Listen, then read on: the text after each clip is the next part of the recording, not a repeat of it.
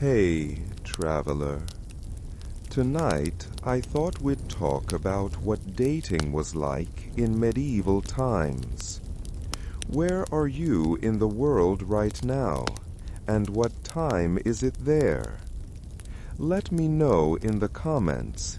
It's wonderful to know where our fellow travelers are joining us from tonight. Ever wonder what it would be like to swipe right on a knight in shining armor?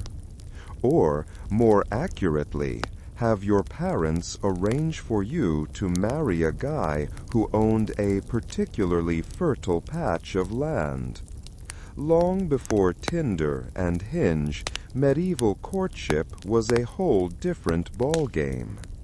It was less about finding the one and more about securing alliances, producing heirs, and, well, surviving. Although maybe Sir Reginald's profile picture was a little misleading. Key takeaway: medieval dating was less romance novel and more strategic negotiation. If you've ever stressed about what to wear on a first date, imagine having your outfit dictated by sumptuary laws. What would you do if you were a peasant woman forbidden from wearing anything finer than coarse wool? Medieval fashion wasn't about expressing your individuality. It was about broadcasting your social status. The higher up the social ladder you were, the more elaborate your clothing. Think layers of velvet, silk, and fur. For the lower classes, simplicity and practicality were key. And maybe adding a touch of your Sunday best if you wanted to flirt. Now that we've covered medieval fashion, let's talk about chaperones. Because you definitely weren't going anywhere alone with Sir Reginald. Now imagine that your dates were always supervised. Your parents' chaperone would always be behind you. Imagine a first date where your mom or dad is third-wheeling, armed with knitting needles and judgment. That was basically the medieval norm. Privacy was a luxury. Courtship usually happened in public spaces, like church, the market, or the village green. These chaperones ensured that things didn't get too scandalous before marriage. Sir Reginald, is that your hand grazing my elbow? Just admiring the quality of your wool, my lady. Key takeaway: chaperones were the original relationship gatekeepers.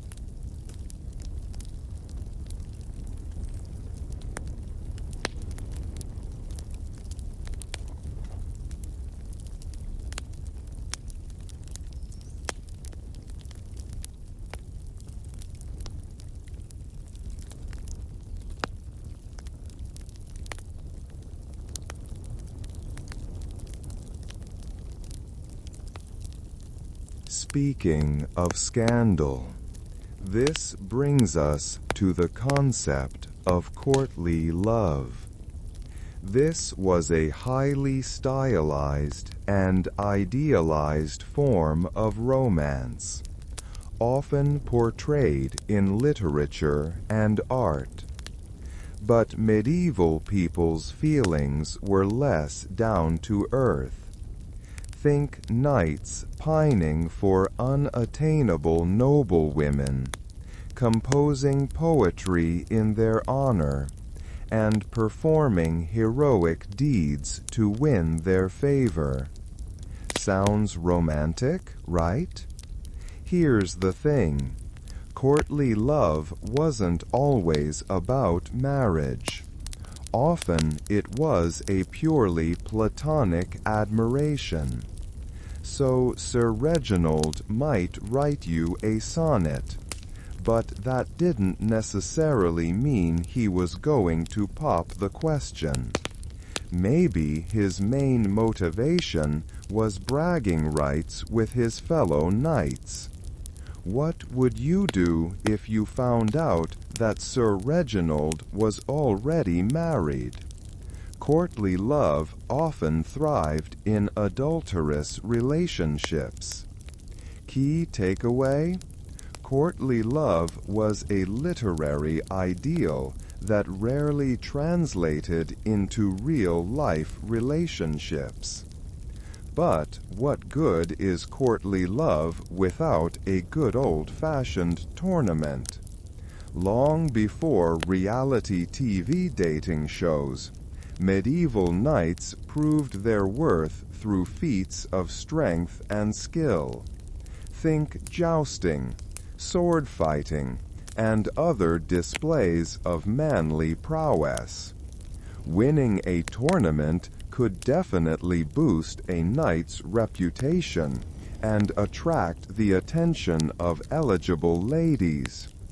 It's the medieval equivalent of a really impressive pickup line. Hey, wanna see my trophy? It's bigger than your village. The modern equivalent would be some kind of influencer that flexes their lifestyle. But medieval people were more straightforward. The difference was that influencers may be living a lie.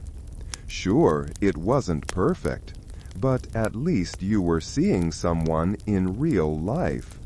When your alternative was social media, people were more down to earth. Key takeaway? Tournaments were the medieval equivalent of a really flashy resume.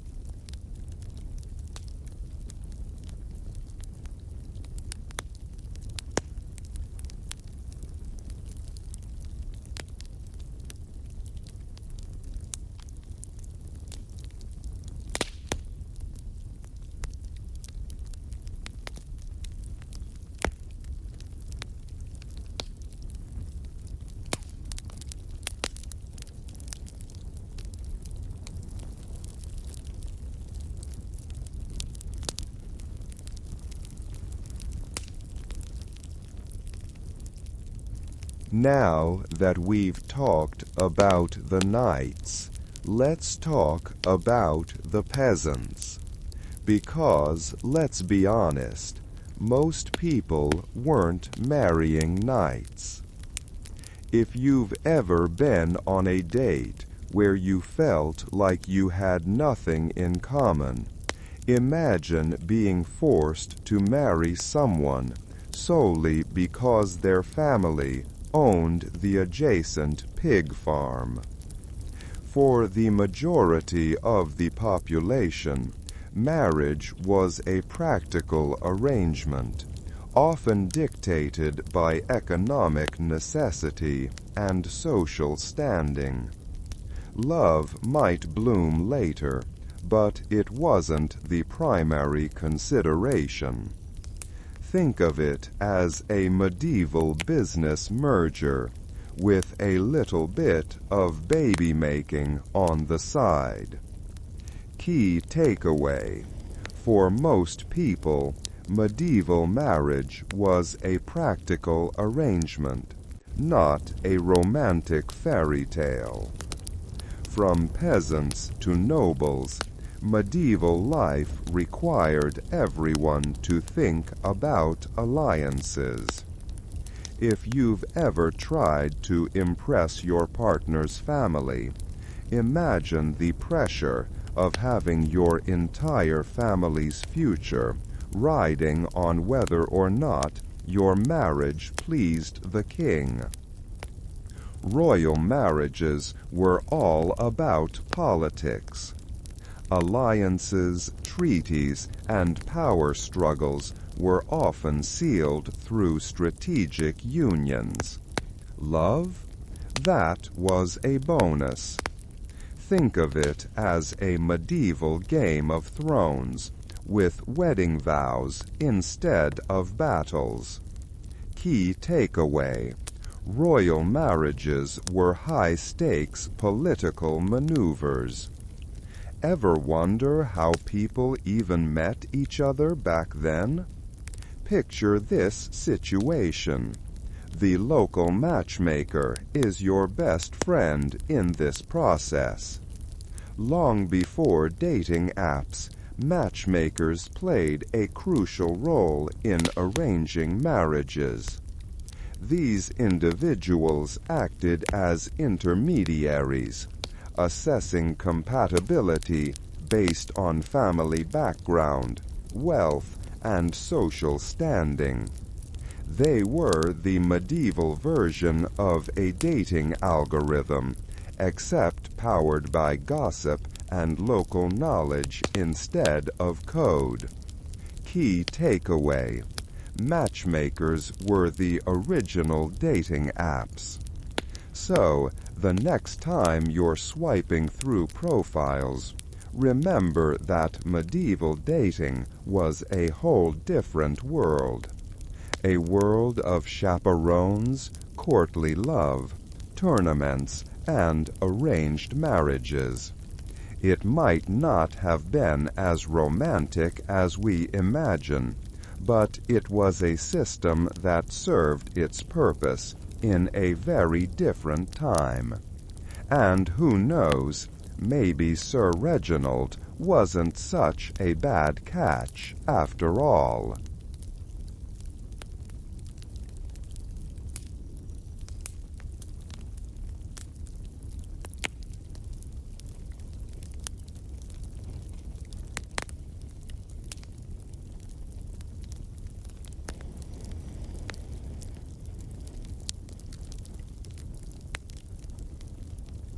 Ever found yourself staring at the ceiling at 3 a.m., wondering if anyone else is pondering the truly important things, like medieval eyebrows? Let's dive back into the beauty secrets of medieval Europe, shall we? Now that we've established what they considered beautiful, let's ponder the question: where did these standards even come from? Was it all just a big, long game of medieval keeping up with the Kardashians? Long before reality TV, societal norms had a funny way of sneaking into everyone's idea of a perfect nose or waistline. So, who were the trendsetters of the medieval era? Queens, noblewomen, and other influential figures often set the standard for beauty and fashion.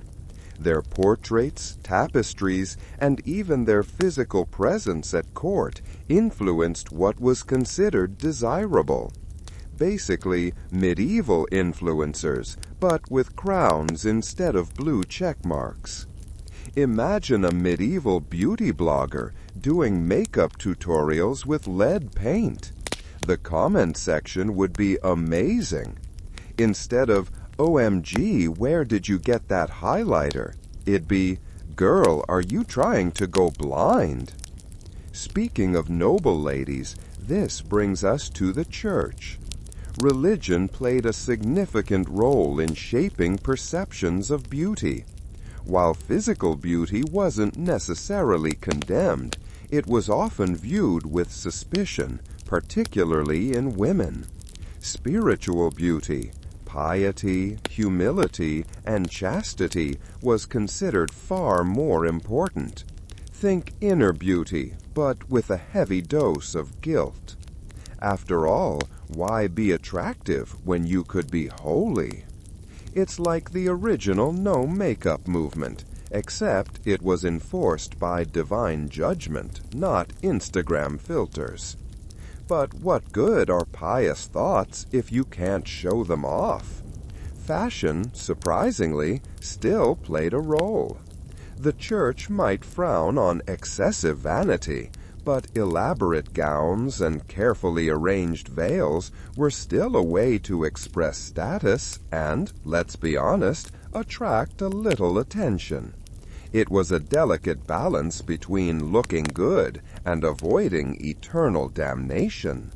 Think of it as medieval power dressing, but with more rosaries and fewer shoulder pads. Key takeaway? Medieval beauty standards were heavily influenced by the elite, often filtered through the lens of religious expectations. Hey, ever wonder if there was a medieval equivalent of Photoshop? Let's explore how people tried to achieve these often unattainable standards. Because, let's be honest, even medieval queens probably woke up some mornings with bad hair days. So, what happened if you didn't meet the beauty standards of the day? The consequences could range from social ostracism to outright discrimination. Unattractive women might find it difficult to marry or secure a good position in society. Ugly men might be ridiculed or dismissed as weak. Medieval society was not known for its sensitivity.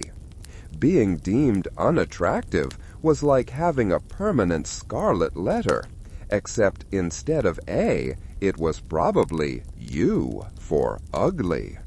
Now that we've considered the social consequences, let's think about the practical implications.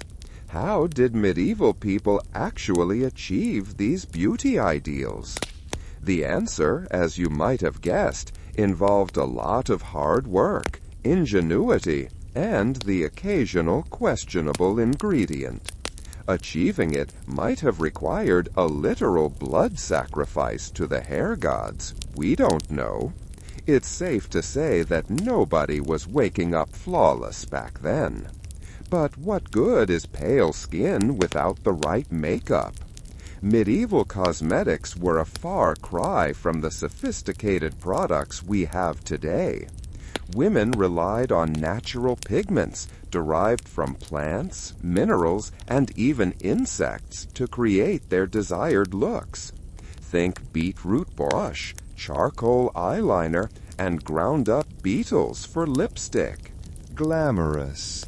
Imagine trying to get Sephora to stock that. Cruelty-free? Well, the Beatles were already dead. Speaking of makeup, this brings us to skincare. Medieval skincare routines were surprisingly elaborate, involving a range of herbal remedies, tonics, and masks. Think rosewater cleansers, honey moisturizers, and leeches for bloodletting. Yes, beauty could be a literal pain. So next time you think your monthly facial is expensive, remember, at least you're not having blood-sucking worms attached to your face. Probably. From makeup to hair removal, medieval life was not for the faint of heart. Plucking eyebrows and hairlines to achieve that coveted high forehead was common. And let's just say their tweezers weren't exactly state-of-the-art. Imagine the pain. It makes waxing seem like a spa day. We should all take a moment to appreciate the simple luxury of modern tweezers. Key takeaway. Achieving medieval beauty often involved dedication, resourcefulness, and a willingness to endure some pretty unpleasant procedures. Hey, you know how we sometimes feel pressured to conform to modern beauty standards? Ever wonder if medieval people felt the same way? It's time to ponder the psychological toll of chasing an ideal. So, how do you think medieval beauty standards impacted people's self-esteem? Did anyone ever feel inadequate because they didn't fit the mold? Of course they did. Human insecurity is timeless. Even back then, someone was probably agonizing over their nose being too big or their waist not being small enough. The self-doubt probably hit hard, even if there weren't any selfie cameras around to catch unflattering angles. Now that we've considered the internal impact, let's examine a few specific examples. What about women who weren't naturally blonde, or those who didn't have the ideal figure? Their options were limited, but that didn't stop them from trying. They dyed their hair with questionable concoctions, wore uncomfortable corsets, and did their best to conform. Talk about dedication to beauty. Maybe it was their form of rebelling. Modern comparison framework. Today, we might undergo cosmetic surgery to alter our appearance. But medieval people relied on more creative methods, like elaborate hairstyles, padded clothing, and, of course, corsets. The difference was their body modifications were often temporary and far less invasive. Sure, it wasn't perfect, but when your alternative was a potentially deadly operation, a bit of strategic padding suddenly looked brilliant. The medieval version of the Brazilian butt lift may have been a few extra petticoats. But what good is strategic padding without the right posture? Medieval etiquette demanded that women stand tall and maintain a dignified bearing. This not only enhanced their appearance, but also projected an image of wealth and refinement. Think of it as medieval power posing. You may not have had a corner office, but you could certainly command attention with your upright posture and elaborate headdress. Key takeaway: medieval beauty standards weren't just about physical appearance. They were deeply intertwined with social status, religious beliefs, and the prevailing cultural ideals of the time. Hey, what do you think? Were there any rebel beauty icons who defied the norm back then? Surely not everyone was trying to achieve the pale-skinned, blonde-haired ideal. It's time to explore the exceptions and the rule breakers. Speaking of rebels, think about women who embraced their natural hair color, or those who refused to wear corsets. They may not have been featured in medieval fashion magazines, but they undoubtedly challenged the prevailing beauty standards of the day. Maybe they started a trend, maybe they were ridiculed, but they definitely stood out, like medieval emos. Now that we've considered the rebels, let's broaden our scope a little. While we've focused mainly on women, what about men? Were there any beauty standards for them too? Absolutely. While the emphasis on physical appearance was generally greater for women, medieval men were also judged on their looks. Ideal male beauty included a strong physique, a fair complexion, and well-groomed hair and beard. Think medieval knight meets boy band member. The difference being knights probably smelled way worse. The perfect medieval man needed to be both battle-ready and perfectly coiffed. Speaking of male beauty, this brings us to fashion. Medieval men's fashion was just as elaborate and attention-grabbing as women's. Think padded shoulders, pointy shoes, and brightly colored tunics. And let's not forget the hats. Medieval men loved their hats. The higher and more extravagant, the better. It was all about peacocking, plain and simple. It was probably like the medieval version of streetwear culture. Modern comparison framework. Today, we might use fitness apps to track our progress and stay in shape, but medieval people relied on physical labor and outdoor activities to maintain their physiques. The difference was their workouts often involved back-breaking toil and the constant threat of injury. Sure, it wasn't perfect, but when your alternative was sitting at a desk all day, a bit of sword fighting suddenly looked brilliant. Who needs a gym membership when you have a war to fight? From fashion to facial hair, medieval men had their own beauty battles to wage. A well-groomed beard was a sign of virility and status, but maintaining it required time and effort. Think beard oil, but made from who knows what, probably some combination of herbs and animal fats. The things people do for a good beard never change, do they? Key takeaway. Medieval beauty wasn't just a female concern. Men also faced societal pressures to conform to certain ideals. Hey, let's zoom out for a second.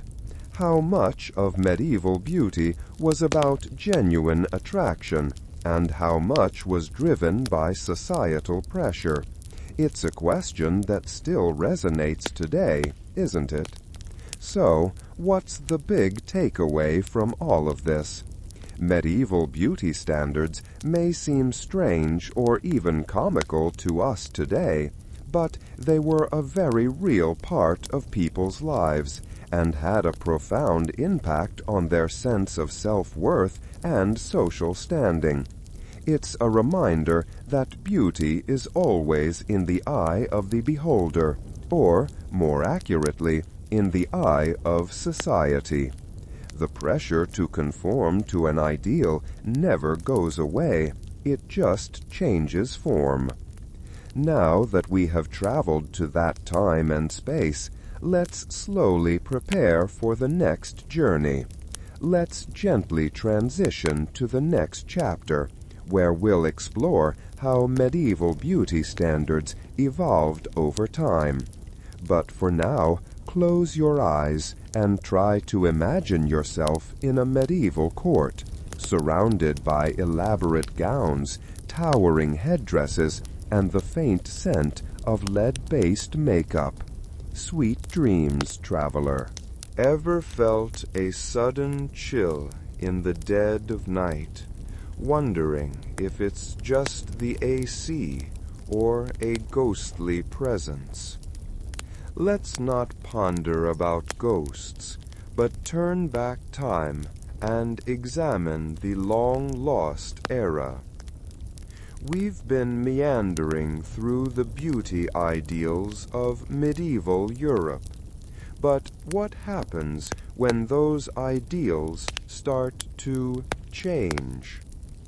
Now that we've established the beauty blueprints of the medieval world, let's ponder the question of evolution.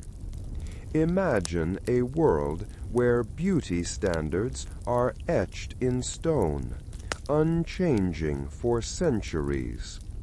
But like any good story, the narrative of medieval beauty has its own twists and turns.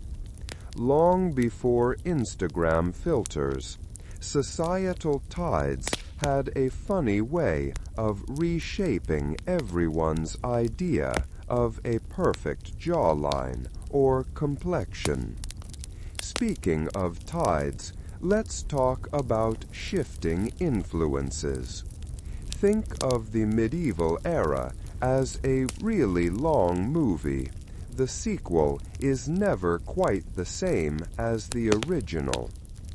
The late medieval period saw the rise of universities, the flourishing of art and literature, and a renewed interest in classical learning. All of these things had an impact on beauty standards. It's like the medieval version of a cultural reset. Suddenly, everyone was quoting Plato and wanting to look like a Greek goddess.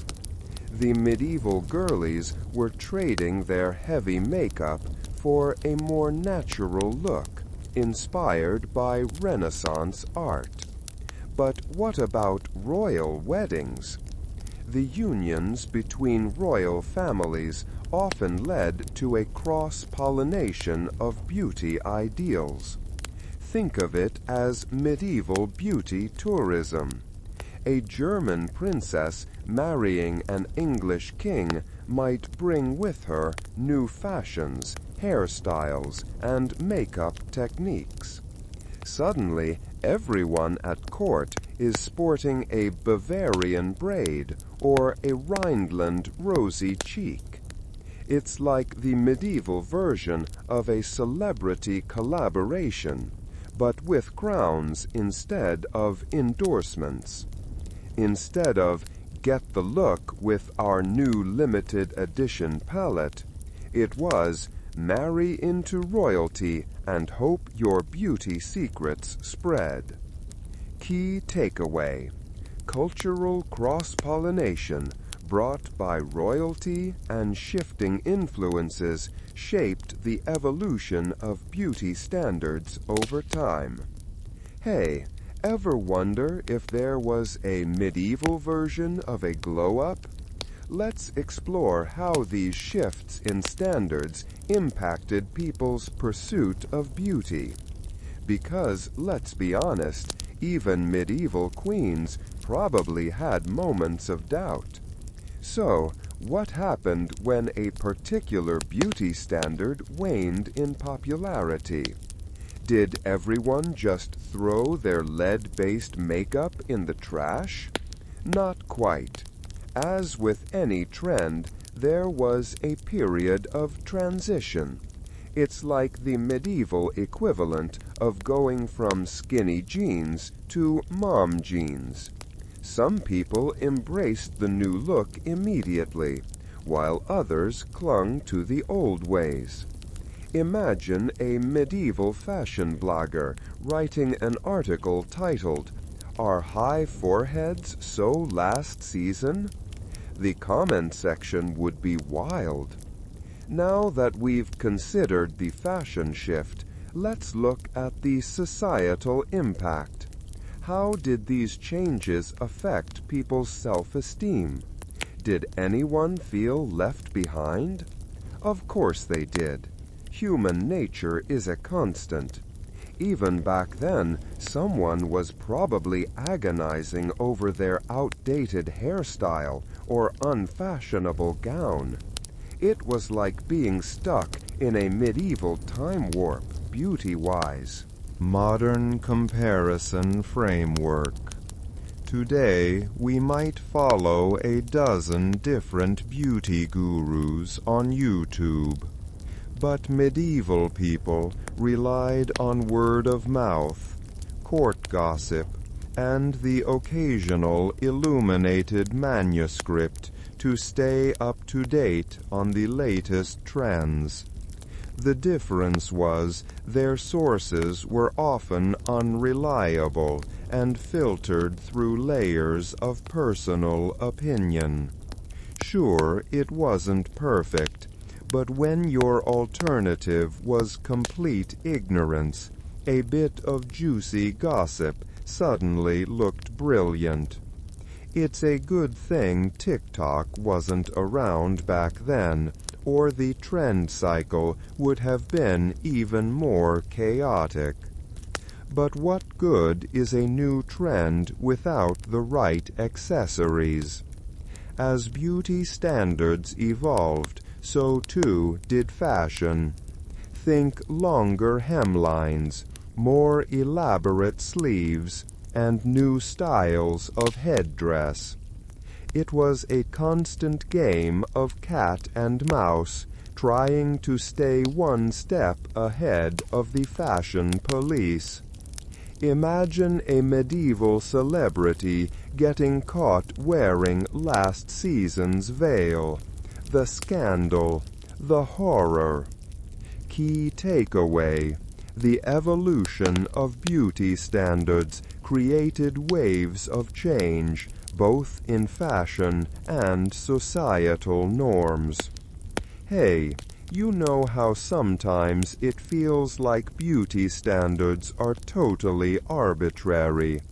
Ever wonder if medieval people felt the same way? It's time to ponder the psychological impact of chasing an ever-changing ideal. So, how do you think people coped with these constant changes in beauty ideals? Did they just throw their hands up in despair? Some probably did. The pressure to conform must have been immense. It's like the medieval version of FOMO. Everyone wanted to be seen as fashionable and attractive, even if it meant wearing a ridiculous hat or plucking their eyebrows into oblivion. They didn't have Twitter to compare themselves with, but a simple walk to the market could be enough to instill anxiety. Now that we've considered the pressure, let's examine the resistance. Were there any medieval rebels who refused to play the game? Absolutely. There were always those who dared to be different. Maybe they embraced their natural hair color, refused to wear a corset, or simply didn't care about the latest trends. They may not have been celebrated in their time, but they were undoubtedly pioneers, like medieval punks who added an edge to the medieval glamour. Modern comparison framework. Today, we might express our individuality through tattoos and piercings, but medieval people relied on more subtle forms of rebellion, like wearing a slightly unconventional hairstyle or choosing a less ostentatious gown. The difference was their acts of defiance were often met with disapproval or even ridicule. Sure, it wasn't perfect, but when your alternative was complete conformity, a bit of subtle rebellion suddenly looked brilliant. It was hard to truly go against the current, especially for women whose lives were often dictated by their families. But what good is rebellion without a cause? For some, it was simply a matter of personal preference, but for others, it was a way of challenging the status quo. They were questioning the very definition of beauty and asserting their right to define it for themselves. They didn't write manifestos, but their everyday choices made a statement. Key takeaway: the ever-shifting sands of beauty inspired both conformity and shaping personal expression and challenging societal norms. Hey, what do you think? Did the church have an opinion on all these changing beauty trends? Surely they weren't silent on the matter. It's time to explore the church's evolving perspective on beauty and vanity. Speaking of the church, let's consider their influence. While the church generally frowned upon excessive vanity, their views on beauty weren't always black and white. It's like the medieval version of "it's complicated." Sometimes physical beauty was seen as a reflection of inner beauty, a gift from God. Other times, it was seen as a dangerous distraction, a temptation to sin. Imagine a medieval nun debating whether or not to wear lipstick. The internal conflict, the moral dilemma. Now that we've considered the Church's mixed messages, let's look at the impact on fashion. How did religious beliefs influence clothing styles? Quite a lot. Modesty was generally encouraged, but that didn't necessarily mean drabness. Think elaborate veils, long sleeves, and high necklines. It was all about finding a balance between piety and presentability, like adding just a touch of sparkle to a monastic look. Modern comparison framework. Today, we might turn to mindfulness and meditation to cultivate inner peace, but medieval people relied on prayer, confession, and acts of charity to achieve spiritual enlightenment. The difference was, their spiritual practices were often intertwined with strict rules and regulations. Sure, it wasn't perfect, but when your alternative was eternal damnation, a bit of self-denial suddenly looked brilliant.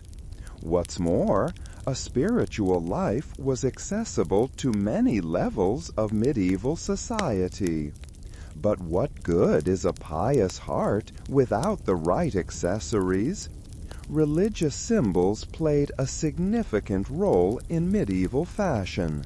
Think rosaries, crosses, and saint medals. These items were not only expressions of faith, but also status symbols. It was like the medieval version of wearing your beliefs on your sleeve. They could display their status simply through religious accessories. Key takeaway: the evolving relationship between beauty and the Church reflected the constant tension between spiritual ideals and worldly desires. Hey, let's zoom out again. How much of the evolution of beauty standards was driven by genuine aesthetic preference, and how much was simply about keeping up with the Joneses? It's a question that still haunts us today, isn't it? So, what's the lasting impact of these evolving beauty standards? They remind us that beauty is a social construct, constantly shaped by cultural forces, religious beliefs, and the whims of the elite. It's a reminder that what's considered beautiful today might be considered laughable tomorrow. The pressure to conform may never disappear, but the ideals themselves are always in motion.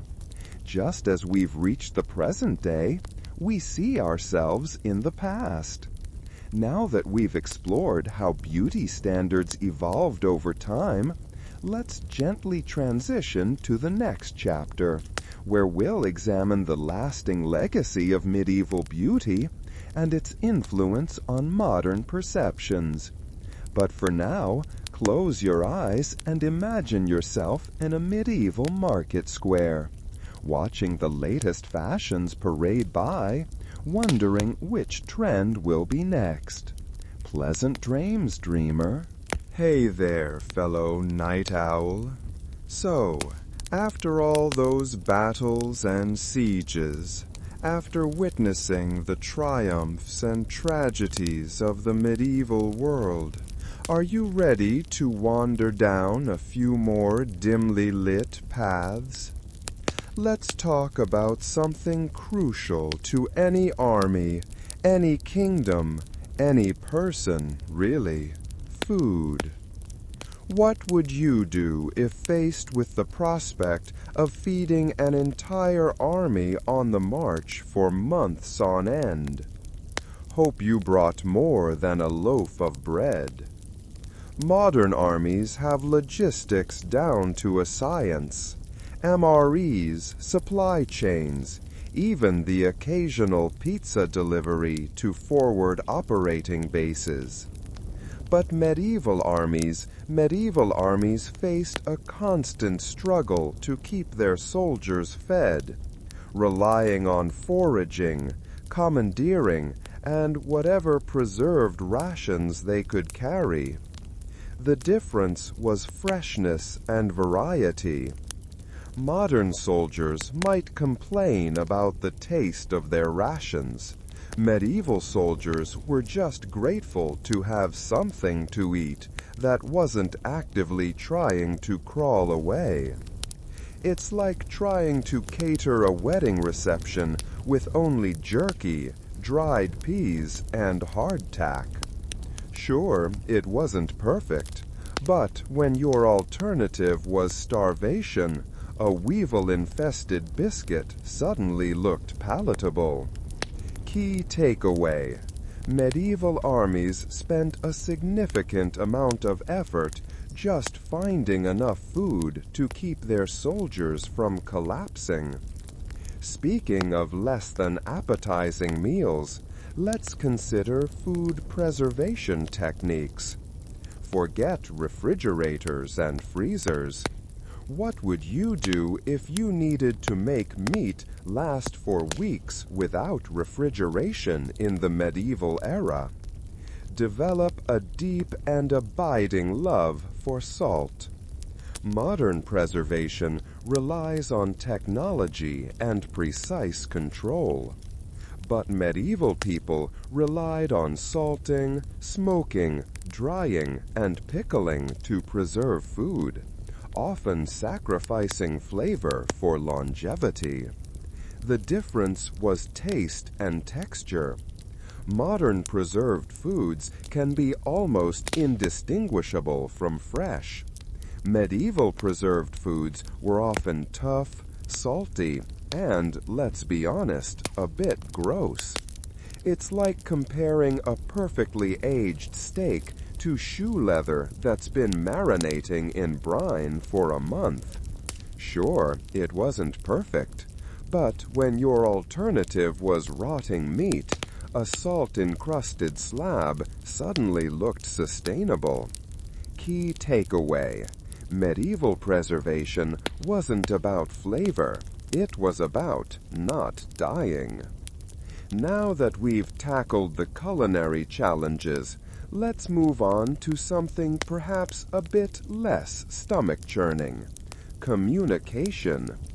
How did medieval armies coordinate their movements and relay important information across vast distances? If you've ever tried to organize a group of friends via text message, you'll appreciate the medieval communication woes. Modern communication relies on instant messaging, radio, and satellites. But medieval armies relied on messengers, flags, horns, and beacons to communicate, resulting in delays and misunderstandings. The difference was speed and reliability. Modern armies can communicate instantaneously across the globe. Medieval armies struggled to send a message across a battlefield in a timely manner. It's like trying to play a game of telephone across a crowded concert hall. Sure, it wasn't perfect, but when your alternative was complete chaos, a slightly garbled message suddenly looked useful. Key takeaway: medieval communication was slow and unreliable, but it was essential for coordinating military operations. Speaking of important announcements, let's delve into the world of medieval propaganda. How did rulers and commanders shape public opinion and inspire their troops? Ever wonder how they convinced people to march headfirst into certain death? Modern propaganda relies on sophisticated media campaigns and psychological manipulation. But medieval rulers relied on sermons, songs, stories, and symbols to promote their cause and demonize their enemies. The difference was subtlety and reach. Modern propaganda can be incredibly sophisticated and pervasive. Medieval propaganda was often crude and targeted, but it could still be effective. It's like comparing a targeted online ad to a town crier yelling in the street. Sure, it wasn't perfect, but when your alternative was apathy or rebellion, a rousing speech suddenly looked necessary. Key takeaway: medieval propaganda played a crucial role in shaping public opinion and mobilizing support for war. Let's move on from the battlefield to the more domestic side of things. What did a medieval soldier do when he wasn't actively fighting? How did they fill those long periods of boredom and waiting? Modern soldiers have access to recreation, entertainment, and communication with loved ones. But medieval soldiers relied on simple games, storytelling, religious practices, and, of course, drinking to pass the time and maintain morale. The difference was variety and technological advancement. Modern soldiers have a wide range of options to alleviate boredom, from video games to social media. Medieval soldiers had to rely on their own ingenuity and the company of their comrades. It's like comparing a modern arcade to a game of dice played with pebbles. Sure, it wasn't perfect, but when your alternative was dwelling on the horrors of war, a simple distraction suddenly looked appealing. Key takeaway: medieval soldiers coped with the monotony and stress of war through simple pleasures and camaraderie. Now that we've explored their downtime, let's examine the tools and weapons that defined the medieval soldier. Forget high-powered rifles and guided missiles. What were the essential pieces of kit for a medieval warrior heading into battle? Modern soldiers are equipped with sophisticated weaponry and protective gear. But medieval soldiers relied on swords, spears, axes, bows, and armor, each with its own strengths and weaknesses. The difference was precision and firepower. Modern weapons can inflict devastating damage from long distances. Medieval weapons were more dependent on skill and close-quarters combat. It's like comparing a sniper rifle to a well-crafted broadsword. Sure, it wasn't perfect, but when your alternative was facing the enemy unarmed, a sharp piece of metal suddenly looked essential. Key takeaway: medieval weaponry was relatively simple but effective in the context of the time, requiring skill and strength to wield effectively. Speaking of staying alive, let's turn to medieval armor. Picture this. You're encased in layers of metal, feeling like a tin can in the sun. Was it really worth the weight and discomfort? Modern soldiers have body armor that is lightweight and provides excellent protection. But medieval soldiers wore armor made of chainmail, plate, or a combination of both, offering varying degrees of protection at the cost of mobility and comfort. The difference was weight and flexibility. Modern armor allows for greater freedom of movement. Medieval armor could be cumbersome and restrictive. It's like comparing a Kevlar vest to wearing a suit of iron. Sure, it wasn't perfect, but when your alternative was being vulnerable to every arrow and sword stroke, a heavy suit of armor suddenly looked sensible.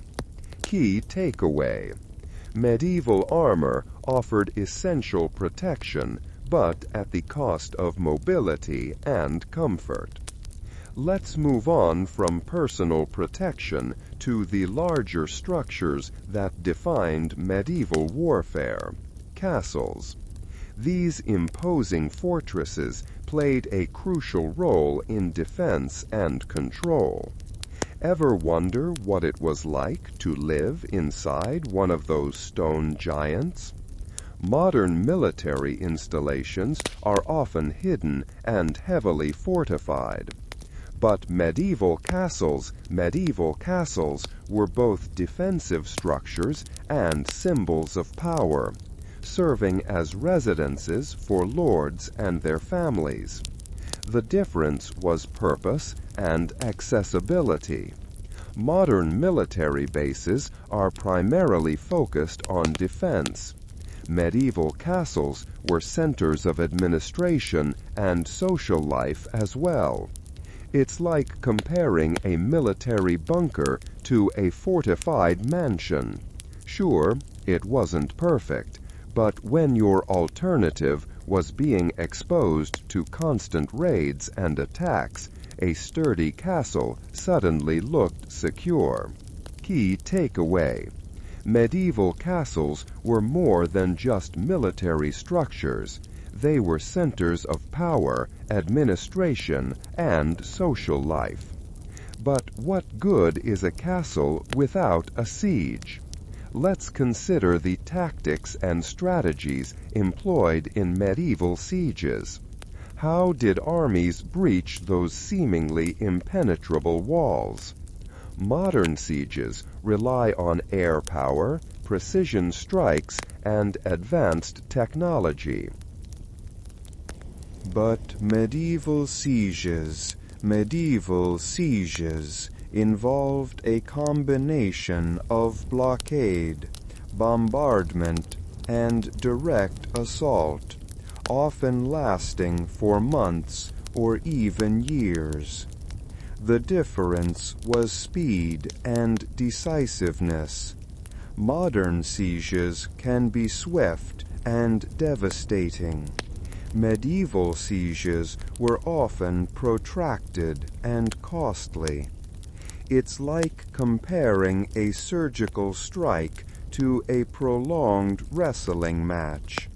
Sure, it wasn't perfect, but when your alternative was abandoning the siege altogether, a slow and steady approach suddenly looked promising.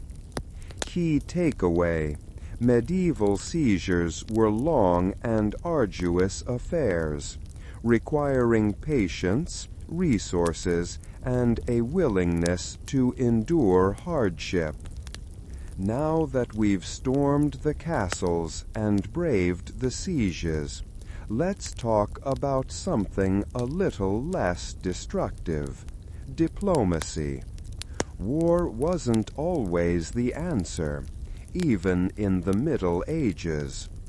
What role did negotiations and treaties play in resolving conflicts? Modern diplomacy relies on international organizations, treaties, and economic sanctions. But medieval diplomacy